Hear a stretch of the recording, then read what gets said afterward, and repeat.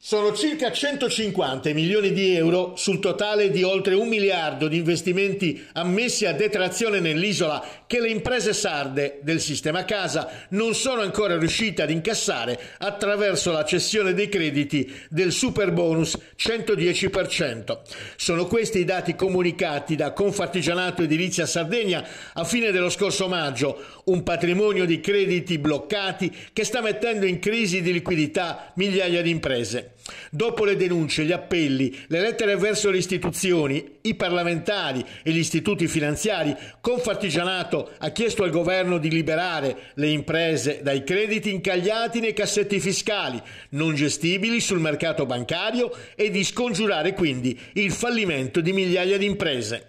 Dobbiamo disinnescare la bomba dei circa 150 milioni di euro che non possiamo monetizzare e la soluzione non può che passare attraverso il ruolo degli istituti di credito. È fondamentale superare questo momento di drammatico stallo per il settore, ha sottolineato Maria Emilia Lai, presidente di Confartigianato Imprese Sardegna. Se stimiamo che un'impresa tipo delle costruzioni in Sardegna possa avere un fatturato medio di circa 150.000 euro annui, questo blocco farebbe chiudere i battenti a circa 1.000 imprese e manderebbe a casa oltre 5.000 dipendenti.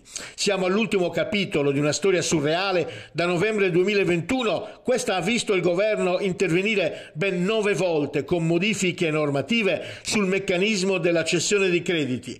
Per questo Confartigianato Sardegna torna sull'argomento per denunciare la situazione delle migliaia di imprese di costruzione che rischiano addirittura di fallire per troppi crediti.